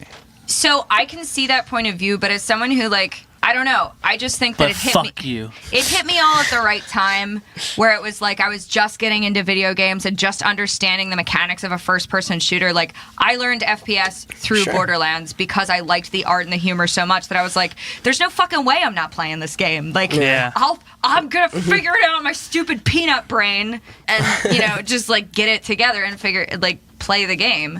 So to sum it up a little bit, like the positive things about Borderlands the pre-sequel were the name. Yeah, it's cute. I mean, like The name is funny. it's cool. That Like is a great name. It is, yeah. in the pre-sequel with like the addition of the cryo element and all of the action skills and Lost trees are Planet. fucking cool. Like in Borderlands 2, there are a couple characters where I'm like, yeah, I've played as them, but I wouldn't go through. Yeah. But with the pre-sequel, I played through as every character. I The beat it characters as were every cool. character. And I think that was a huge positive. And Claptrap was great to play as. Do you think because people thought it was like a diminishing returns thing? you maybe, or- get to hear his internal monologue, which was the best part of the game. That's fair. just like Break your Control. fucking laptop. Break this whole table. There were a couple like smaller problems with it where like obviously people felt that it was just a lot of people claimed that it was just a cash grab because it was And then just Destiny did the jumping better. yeah. Well, Thanks for your The Titan input. jetpack. The Titan jetpack is pre-sequels jumping. It is. anyway, the major issue besides like sort of some maps and level design issues was the season pass. Yeah. They sold the season pass, marketing it as the season pass from Borderlands 2, which included 2 DLC characters to play as, 4 story DLCs, and headhunter packs, Yeah. which were just like smaller DLCs. And what you got with the Borderlands pre-sequel season pass before 2K Australia shut down was the 2 playable characters, which were good, 1 DLC, the Claptastic Voyage, where you go inside of Claptrap's mind, and it's fucking good. It is a Claptastic good, Voyage. fun DLC. The final boss, spoilers, take your you word. beat him, and then he just like reappears and is like, fuck you, which I know a lot of games do, but the way it was done, like I remember being in that boss fight, and I remember just the fucking fear I felt when he came back. But the issue was that there was only the 1 DLC and then a smaller Holodome pack, which was basically just a fight arena that you did like 5 rounds of, where you had to fight. Yeah, I think the first game had something like that. Yeah, too. they did. Badass Crater, Badass Arena. They do a lot of stuff like that, which is fun because that's conducive to that kind of game. But people paid thinking and being advertised that it was going to be like Borderlands 2's season pass, and then it was not. And people don't like that. They are mad. Another controversy. And then plus releasing the Handsome collection like 6 months later instead Yeah. of It just was like a good middle finger. Yeah, it was just like, fuck But you, pay again, there's- pay us. There's a couple reasons as to why the pre-sequel was not handled by Gearbox themselves. The main reason being that 2K wanted more Borderlands, but Gearbox wasn't owned by 2K, and they had other obligations, which I will now get to. Oh boy, did they ever! And yeah, it was released for 360 because they're like, we're not going to upgrade the engine and Yeah. all this stuff. And also, Gearbox had spent the last, what would have been 2005 to 2012, 7 years on Borderlands, and they wanted a break. Sure. I think. And the pre-sequel is kind of evidence of that, where it's just like too much of a good thing can be a bad thing. You know? It definitely shows that they were trying to just please 2K with it. Yeah. And like that doesn't make it a bad game, but it makes it it doesn't make it like it makes it not a good game. You know what I mean? Like that's a weird, vague way to put it. It makes it an okay game in a phenomenal series, which is an issue. Which is why when they announced 3, they released the DLC for Borderlands 2 instead of tacking it onto the pre-sequel. That's true. Yeah, they did release new DLC for 2. But there were 2 projects that had Gearbox occupied so that they couldn't focus on the pre-sequel. Some of the greatest games to ever... Number 1, Duke Nukem Forever. 1997. Now, let me preface this by saying... I don't have time to play with myself. Duke Nukem Forever could absolutely warrant its entire... has such a troubled development history that if you go on Wikipedia, normally where there is a development tab for a game, it's just a link to an entire Wikipedia article. Oh, that's how you know you're getting into the good shit. Yeah. But we're going to fast forward. Which we're talking... Is that on our list of things to cover? It is. I put it on there. I hate that game so fucking much. So we'll be doing a future episode on that. But we're going to cover Gearbox's part in that game. Yeah. For now, and then when we inevitably do that episode, this will come up again. But all I'm going to say is... Oh, and then you're going to be like, listen to episode blah, blah, blah about Randy It's Pitchford. true. I do that a lot. I'm a legacy now. Randy Pitchford was able to save that game from becoming just a piece of gaming history. It should have stayed vaporware. Fucking, no Half-Life 3, but we got Duke Nukem Forever. The problem here is his quote on the matter, which I will now read. Is that always the problem? Yes. The dude, He just stopped. the dude's good at his job. He was able to business his way into saving a game that he held dear because he worked on the original Duke Nukem. So But here's his quote. I put it all together in a nice package and brought it to Christopher Hartman, 2K's president. Nice package. And told him what I'd done. I told him... Hold on, I'm on the phone with the NBA. I told him that I had leveraged my knowledge of a brand I'd worked on before and the trust that both Scott and George have in me, the 2 guys that founded 3D Realms, and the team has in me, and my own studio's credibility and expertise, along with our ability to ship games on all platforms. I brought all of this to Take-Two. Since Take-Two owns all the publishing rights to Duke Nukem, it's obvious that they want nothing more than for this game to be great. It's kind of serendipitous that my studio got strong enough to help out. I mean... We've been so fortunate. The success of Borderlands, our Brothers in Arms games, and the things we did in Half-Life. We've been so fortunate and successful enough to be in a position to help. Help. So that whole thing... I can't tell if that sentence is articulated or it's just like Trumpian plus. It could be read either way, because the whole thing is like, well, I mean, I left 3D Realms after Duke Nukem 3D came out, and they fell to shit, but my company took off, so I was able to save them. Such a good company. You know what I mean? That's kind of a running theme with Randy Pitchford, is him being just like, well, look at me.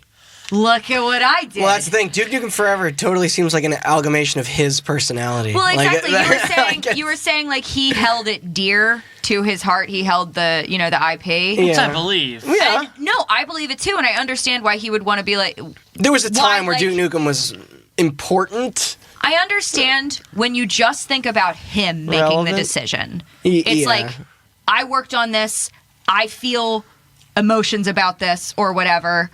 And I would like to, bring it into this year. I mean, I would like to bring it back and help that whole quote can be summed up with like, it came out. Yeah. But should it have? No. Well, and then It it's was important though. You remember in 3D when you'd shoot at the stripper stage full of the big cop people? That was like. I mean, the thing about Duke Nukem Forever, and I'll make this quick, was that when Duke Nukem 3D came out, they added personality to a protagonist, and in a way that most shooters from that era did not feature. So like the thing about like Wolfenstein and 3D and like Doom are fucking great, but like those characters aren't really characters. Duke Nukem was fully voiced, for better or for worse, and like the environments were like fully interactive, and they had really wacky weapons, the things they did for multiplayer. And then when they tried to modernize that, you're just like, oh, like this does not work anymore. Like this is just dumb and gross and that's what I'm terrible. saying. It's like, if you think about just Randy Pitchford making that decision, of course he would want that. Sure. But did he not have like a team of people or anybody to be like, hey, this just isn't going to work the way you want it to? I think it's a thing to be like... because it's a matter of just making a video game. There's only one people who have done modernizing an arcade video game right, and it's Doom. They Yes. just put their hand is on the the- pedal of cartoonizing almost arcade video games in the modern era, and it worked out. Like it really did. They took a concept that was just like it was innovative for its time. You know, sorry, this is not a good podcast medium, but just like Yeah. and they turned that into like this fucking insane, wacky, fucking mind trip of a fucking DMB bass song turned into a fucking video game. Yeah. And I don't think Duke Nukem pushed the envelope enough to be that. It's like, do you think? I think Giant Bomb proposed the question of could Duke Nukem as a character and as a franchise get its 2016 Doom treatment in some way? And it's just like it takes a writer. And developers, like it takes people smarter than us to figure that out. Because, to be honest, I don't think so. Maybe not. I think the challenge is not even that Gearbox fumbled it. It's just that like they got into it and they were like, "Fuck, this ain't easy." Yeah. Speaking of fumbles, Austin, take us to their next fucking rousing success. So now we move from Duke Nukem, and we're gonna go back to earlier in the podcast when I mentioned the Aliens license being put into Gearbox. At least they got back on track after this horse shit. They did make a good Aliens game because they helped with that Aliens Infestation DS game. That was good. Yeah. But I never played that. It was all right. yeah, like I said, it was announced in 2006, 2007-ish area that Sega had gotten the rights to Aliens, and then Gearbox was meant to make an Aliens game. The idea actually came from a chance encounter at a party between Gearbox creative director Brian Martell and Alien director Ridley Scott. That's crazy. The idea was to make a direct sequel to Aliens and make it an FPS. Okay. And thus, Alien Colonial Marines was born. Wait, was Aliens... Aliens is the sequel to Alien, the more action. No. I meant, is the Alien Predator Marine game, was that prior to this? I thought... That was, Yes, it That was like a Yeah. Jaguar. That game was incredible. Yeah, no, it's great. But that's a first-person game, It is, but that was much more based around like... But this was to make a story game. Gotcha, Yeah. that was very Yeah. arcadey. That was very, that was much more competitive game, by the multiplayer way. thing. Yeah, Yes. it was fucking great. I think Randy's going to talk about the quality of the game itself when I'm done getting through this, but I'm just going to go right into the controversy of the whole thing. Because, oh boy, is it a doozy. It's fun. The game was announced by Sega in 2007, Aliens Colonial Marines, alongside an Aliens RPG made by Obsidian, which never came out. No. But at this time, both Obsidian and Gearbox had not even started on the projects when Sega announced it. Sega was that excited about owning the Aliens license. Sega has a history of just announcing things before they should be announced. Yeah, true. Isn't there a Hot Button If episode about Sega of that? America is involved, I don't know. If this is, I don't know what the miscommunication here exactly was, but Sega, later on, a year later in 2008, went to Gearbox to see what progress they had made, and Gearbox was like, nothing, you gave us the license a year ago, and Sega canceled the game. But there's a lot more what do to you it mean it's than not that. done? Hold on. It's been a year since we Yeah. announced it without Bro, talking it takes to a you. month to draw a concept art. Relax. Sega, We got this chair that we... Sega did not just cancel it because it wasn't done. Sega accused Gearbox of taking money from them Woof. to pay their employees and then shifting those employees that they paid to make Aliens over to Borderlands because Borderlands was more important to them. Got that sweet alien. Might money. be accurate. Well, I'm sure there was. money. I'm sure That there should was take priority. some there's some dark work there. I wouldn't say it was maliciously doing it, but they were probably like, well, we got the money. We can do Aliens. We don't need you. Let's get some people over here. You just happen to be getting paid by the package we got from Sega. So Gearbox came up with a solution, which will go down as one of the worst solutions in gaming history. They convinced Sega to uncancel the game, but Gearbox was still focused on Borderlands and then later Borderlands 2. So they gave what they had in 2008, which was practically nothing, a couple of models, a couple of concept arts. that chair I mentioned. Yeah. And they outsourced it to another studio, Houston-based Timegate Studios, No fucking clue. to continue work on the game. Now, we're going to flash forward. None of this was known. None of this is made public. Timegate Studios name, not on the game. It just says Sega and Gearbox. Okay, that's why I was confused. I'm like Yeah. literally Googling them right now. Cause When the game came out, it came out. they help make the Gearbox- expansions for Fear. Yeah. Gearbox had outsourced the work, and Sega flat out denied this. And then, like a couple days later, I'm sorry, I didn't mean. I was working at GameStop at the time. I remember this. Yeah. But go. They did that Section 8 game. Yeah, that's what they were working on at the time. This was immediately refuted by Randy Pitchford, who said Houston-based Timegate Studios worked on probably about 20 to 25% of the total time worked on Aliens. He said, if you take pre-production out of it, their efforts probably equivalent to ours. Now, it's not fair to take pre-production out of it, but that's to say a lot about how much horsepower those guys put into it. What? So he's saying that, they helped out. It wasn't just Gearbox, but it was mostly Gearbox. Okay. A former Gearbox employee then took to Reddit, and I am going to read this quote. It is almost a page of my script, so... Yeah, don't I worry. love when that Get into happens. it. Buckle up. I'm a ready. former Gearbox employee took to Reddit to say the following. Somehow, the schedules for Pecan, the code name for Aliens Marines internally, and Borderlands 2 managed to line up, and Gearbox realized that there was no fucking way that they could cert and ship 2 titles at the same time. Additionally, Campaign, which was being developed by Timegate, was extremely far behind, even as Pecan's beta deadline got closer and closer. In April or May, I can't remember which, Pecan was supposed to be in beta, but Gearbox instead came to an agreement with Sega that they would push the release date back one more time, buying Gearbox another 9 months extension. About 5 of those 9 months went into shipping Borderlands 2. In that time, Timegate had managed to scrap together 85% of the campaign, but once Borderlands 2 shipped and Gearbox turned its attention to Pecan, it became pretty apparent that what had been made was in a pretty horrid state. Campaign didn't make any sense, the boss fights weren't implemented, and the PS3 was over the memory limit and couldn't run. Gearbox was pretty unhappy with Timegate's work, and some of the campaign maps were just completely redesigned from scratch. There were some last-minute feature requests, most notably female Marines, and the general consensus among Gearbox devs was that there was no way this game was going to be good to ship. There just wasn't enough time. Considering that Sega was pretty close to taking legal action against Gearbox, asking for an extension was no longer an option. And so Pecan crash-landed through certification and shipping. Features that were planned were oversimplified, shoved in. A good example of this are the challenges, which are in incredibly illogical order.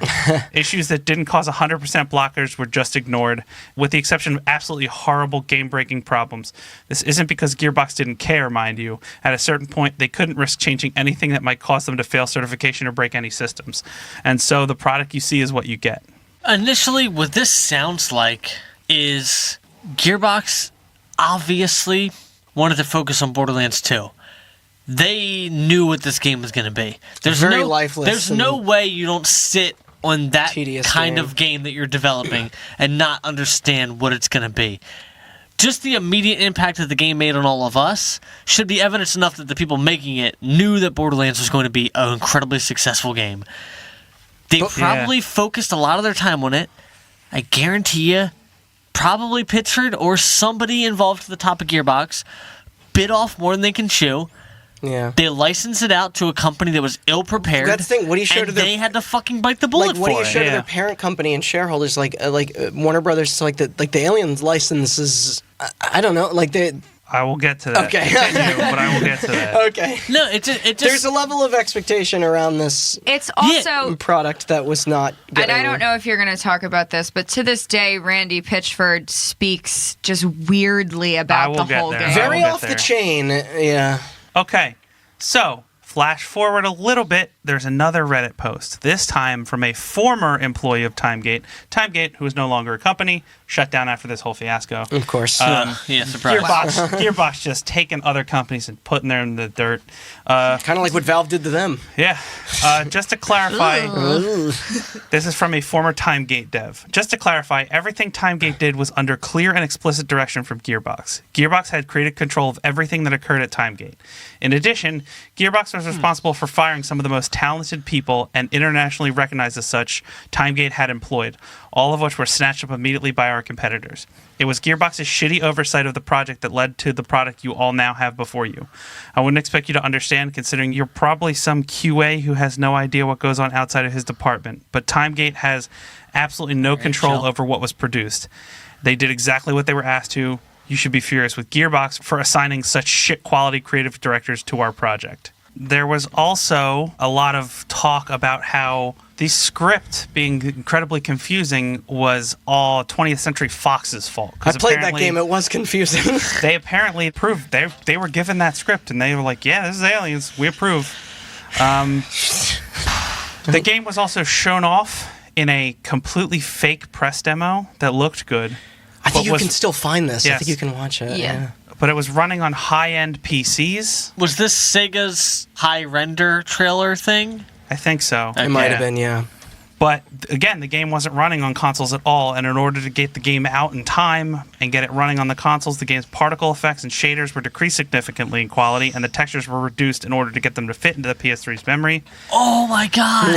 as TimeGate could not get it working at all on PlayStation 3. Yeah. Yeah, we were watching a video earlier where. Yeah, I was just about to talk Yeah, about go ahead. that. So I was watching this guy on YouTube, Yang Yeah, I think is his name or whatever, but he was covering a lot of like Randy Pitchford and just like how he's dealt with these controversies, just like in 10-minute videos or whatever. Not well. Yeah, and I watched the IGN interview also. Obviously, I brought it up before. So what happened was like Randy got asked about that. Sorry, Mr. Pitchford, Sir Pitchford, got asked about. He was knighted. Yeah, right. He was asked about that game in that interview, and originally he was like all the things you said, like not given enough time. They announced it before we were ready, and then literally up next to it while he's saying like not given enough time, it's like 6.5 years in development. Yeah. Well, not just And that. so it's like it's diverting funds and resources, and I get that. That makes sense, especially with Borderlands. You know, Yeah. Randy Pitchford said like there's YouTube videos out there where it shows the demo versus the final, and those Yeah. are that's just like dumb shit. Well, yeah, like it was just specifically- like stupid bullshit, I think is what Yeah, he said. specifically when you just said that they had to tone down the fucking textures and stuff. There's a video where a guy's walking through a tunnel and it collapses, and a marine is flying through the air and slams on the top of the tunnel, and he's blood splatters, and it creates a glass shattering effect, and the body bounces off. Then as you're running through the tunnel, the pressure from the tunnel condensing into outer space is fucking shattering the glass, and then you watch the actual gameplay version, and the body just slams, and there's just blood. Yeah. No glass Okay, effect. so- And No Pitchford- glass shattering. Like, they had to All right, so- minimize No, but- those particle effects. Like, Yeah. it's funny to see the actual. Well, here's the like, thing. Pitchford speaks specifically about that in the interview. Really? And says, That scene? and says like the demo versus final, where That the does glass happen with shattering- games no, a lot, He's saying, but- he's saying like he says it was an artistic He said it was an choice. artistic He choice. just says, and like you watch the final footage, and the body still hits it, and the blood Yeah. still comes out, and it looks So- so dumb without the glass So I'm shattering. bad. not It sure if looks you bad. mentioned, Austin, but Aliens Colonial Marines eventually did come out in 2011. Yes. That was, yeah. So what's interesting is what you brought up earlier about the Game Informer cover story with Borderlands 1. I don't know if anybody remembers this at the time, but I was a big Alien fan. I liked that first movie a whole lot. I think that franchise has been super up and down, but for the most part, it's a world that I think is interesting. Predator. But when that cover story came out about Colonial Marines, I think it was right after the new generation of consoles launch. This is maybe 06, 07? Like I don't remember. Would when that was- be the 360 and What, the pieces? Game the- Informer? yeah, That it would have was been 2007. 2007? Yeah. Okay, so that had all of these screenshots in it that were like, this is gameplay. And it was almost like a Killzone 2 situation where I don't know if it was manipulated or remember photoshopped that. or from this early version that changed.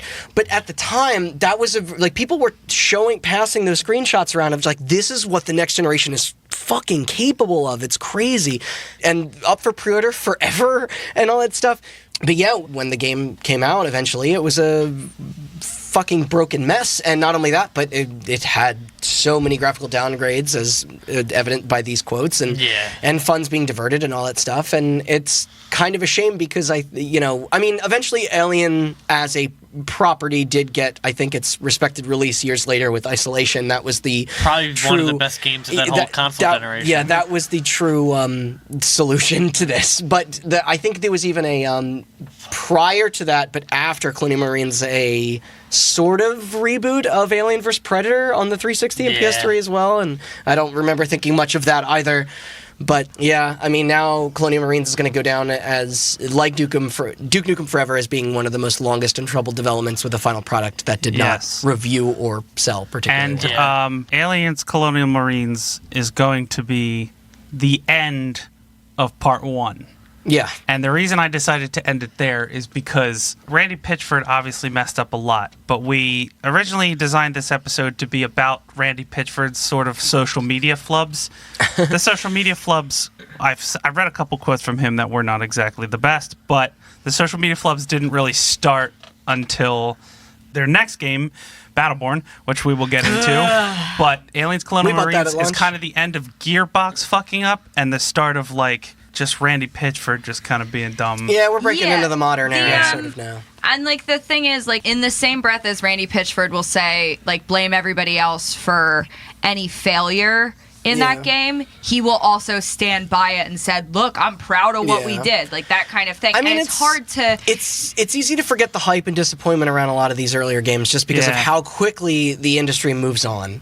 But that's fair. But on our next episode where we're going to get deep into Battleborn and the development of Borderlands 3, that's where it's going to But first, tie into. I'm going to end this episode with a clip. Yeah. Now this clip is the clip that went viral when Aliens Colonial Marines came out. Is this an explanation for the game's quality? No. Okay. This is an interview Randy Pitchford did with GameSpot about the game before it came out. Ooh. And this clip being shared after the game came out would transfer him from eccentric game creator into Reddit's worst enemy and one of the most hated game people on So he went from Hideo Kojima to Peter Molyneux in just this interview? in this one clip. All right, let's hit it. Hit it. So you have to be, careful and respect the authenticity of the universe. And in many regards, what's already been created gives us a lot to work with. But we've also been able to have fun adding to it. And I think the biggest advantage that this game gets, because it's Gearbox software building it, is we're not settling. Like a lot of games based on licenses, they become kind of work for hire projects, just milking a franchise. When Gearbox works in other people's space, it's because we love that space and we want to. When you think about a video game manifestation of the Aliens franchise, of course, you imagine, the big actions. That's the important part of the he's quote. like, yo, dog, this is going to be like GoldenEye. Yeah. That's why it's like, even if he's gonna be like, even if he's gonna say anything along the lines of like, the development wasn't the way I wanted it to be, it wasn't the way we wanted it to be. This is prior to the game launch. Like, there's nothing wrong with speaking highly of your company and of your projects. There's nothing inherently wrong with the clip. It's just in context. Yes. Yeah. Okay. So no microtransactions in Aliens Colonial Marines. There was a season pass. There was. I was just tying into current events. But jeez. I'll do the wrap up. Yeah. Thank you for listening. A lot of research went into this episode. Thanks, Mel, as you can tell, for joining us. Yeah. And we and she will be back next week for part 2, where we start diving into just how much Randy Pitchford should not have a Twitter. Yeah. As long as with more personal sort of interjections and with our experience with these games. A lot of emotions. You can follow us on all the social medias, Twitter, Instagram, and Facebook at Hot Button Cast. We have a website, hotbuttoncast.com. You can go there and find all our episodes if this is somehow the first one you're discovering. We are probably currently playing Borderlands 3 as you are listening to this, because this is being recorded. While you are also playing Borderlands 3. This is being recorded before the game came out. I hope it's good. But I'll cry if it's not. You can also find and subscribe to the podcast on iTunes, on Spotify, on Google Play, on all those services. I got one joke, Jason. You can cut it out. Sorry. That's a good way to preface your joke. No, I know. If you've been listening to this podcast, waiting for us to talk about Borderlands 3 and prep for the release, then you're just going to have to wait till next week. Yes. Get through Borderlands 3 in the week. Wait for our next episode, and then get into the development. Yes.